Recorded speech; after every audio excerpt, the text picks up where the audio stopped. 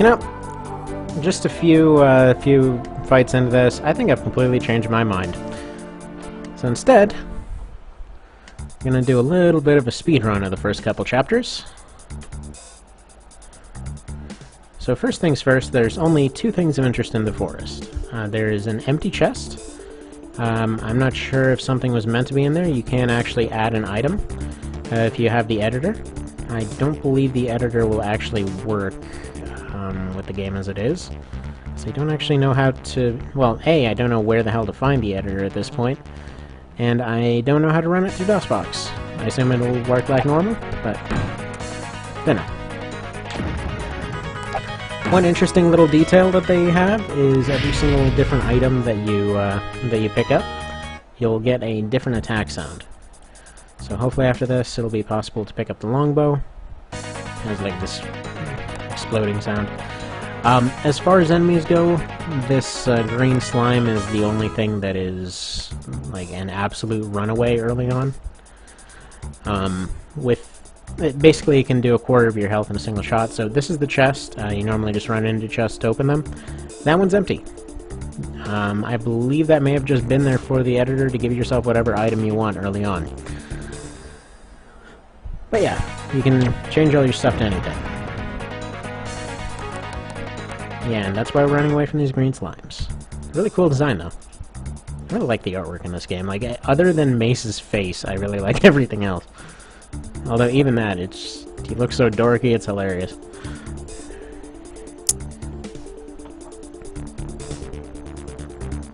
I think they were going for like a early 90s anime trope thing, but this came out looking funny.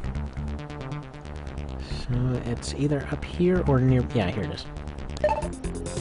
So that's one of several things that fall into the object category. You get items and objects, which is a little bit confusing. Objects are your permanent items, just stuff that you pretty much need for the plot. And your items are your usables and things like that. Pretty much just consumables go in the item category, because all of your equipables are not in any sort of thing other than your status screen. As far as I'm aware, the initiative attacks are also random. I don't believe, like, if they run into you from the back or whatever, I don't believe it actually matters. Because in order to trigger a fight, you have to stay on them for about half a second. Which is why if you're just sprinting, sometimes you can just sprint straight through enemies without actually triggering the encounter. This is probably that green slime from earlier. No.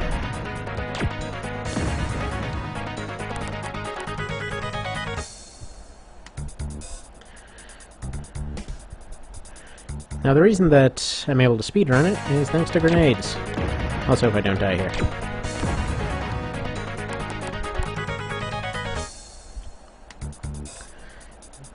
Yeah, so there we go, that's it. That's the first item gotten. And almost through Chapter 1, believe it or not. So as soon as you come to a friendly village, there's a few of them, but as soon as you come to a friendly area, you start to regen health.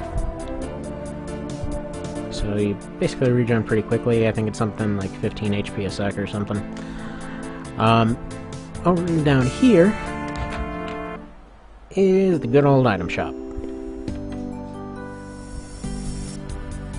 So what we're going to do here is, as it says in the guide, if you happen to see it, basically you just buy a medkit. And I don't think I can afford this. Huh, guess I can. So yeah, it's good to have one small one to heal right before the boss. Actually, now if I'm speedrunning this, I might as well just grab 2 small medkits. I have the money for it.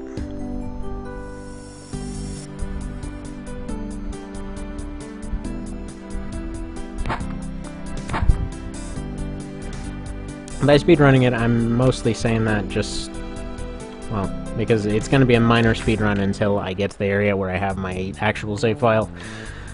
Because I don't really feel like redoing all of that grinding. That is a sad situation there. Like, it was so unbelievably loud that it was just drowning me out no matter what I did. So yeah, you return the necklace, And she suggestively says to come back if he needs anything, anytime. And yeah, he's totally gonna come back. I guess at this point they expected that you'll just run into Tracer eventually. And yeah, so went off searching for a necklace. They came and captured the leader. Captured the village's leader. As to why, well, it makes more sense later. You know, well, the why and the how makes more sense later.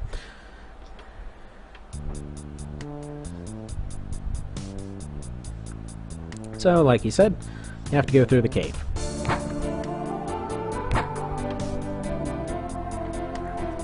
So there's two things needed in this cave. I mean, it's covered with enemies and all that, but there's basically one object to get. I'm intending to run straight to that object, and then run out, heal, and then run straight to the boss. So you get a lot of dead ends in here. So why is this lagging like crazy? I mean, there's a little bit of movement lag, that's just kind of expected from old DOS games and stuff, but dang. It was really lagging there for a sec. So you see a little chest over there. Think, how can I get there? Basically, it's a bunch of winding pathways that go down there. I actually got lucky that all of the monsters wandered away into different areas.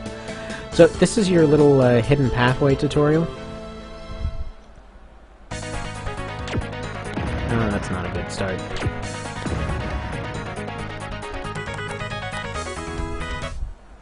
You can see the enemies here are a little tougher, but not dramatically tougher. So down here is the little hidden pathway tutorial. Like, this one isn't exactly hidden, but first time through, I didn't actually think you could squeeze through there. Now this right here I think is a good little bit of design, because you come through here and you realize, hey look, there's these little breaks in the walls, and they look like this. You know, now I know that's a thing. Yeah, so you get your pickaxe, you don't actually know you need it yet.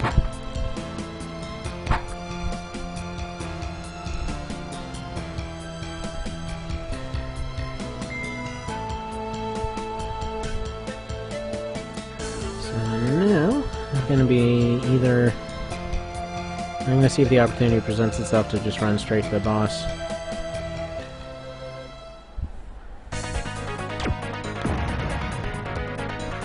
I'm going to go ahead and say no.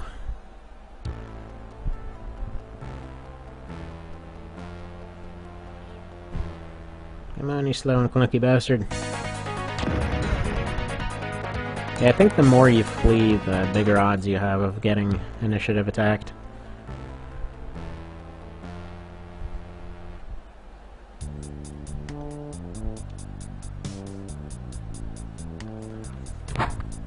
And I didn't mention it enough yet, but good lord, I love the battle music in this. Actually, I love all the music in this.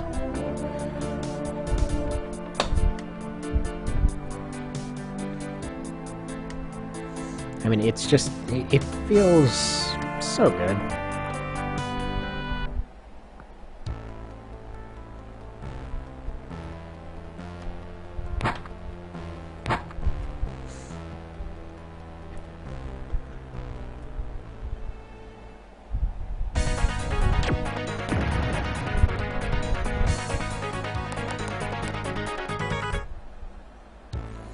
Yeah, these little raptor guys are almost as strong as the slimes in the forest. Surprisingly, that little 5 attack difference is what really does it. So these Norits are basically the equivalent. You usually get a basic attack enemy, a weird attack enemy, and then a... okay, you get mostly attack and little defense. You get, you know, high defense and decent attack, and then you get usually some mix in between. There's usually about 3 to 4 variants in each area.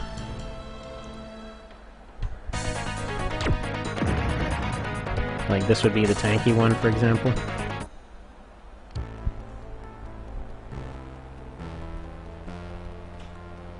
Oh, so here's the first boss. I wasn't intending to trigger him just yet. I thought I had to take another step forward. Not such is life. So it is just a snake. So, yeah, he doesn't want to live with anyone. He just wants to live in his cave with all of his raptors and wasps and bats, and yep, he's superior with his snakiness. Why the only snake on the planet mastered the language? I don't know.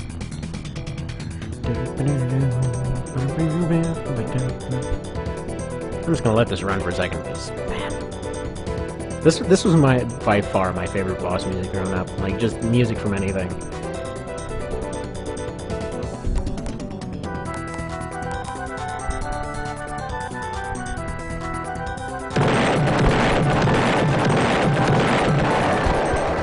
Check out those cheap effects.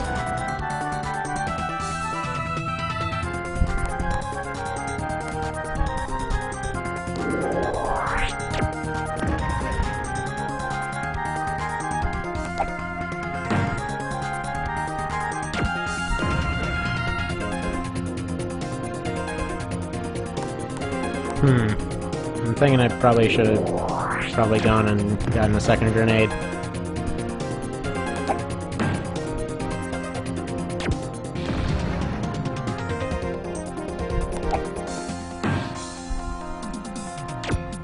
Yeah, these are awful damage rolls.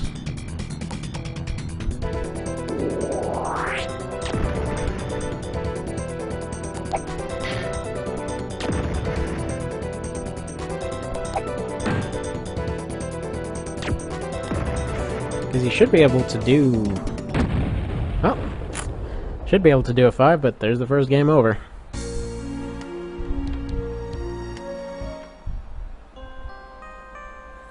Alright. Change plans, gonna go grind up for a grenade.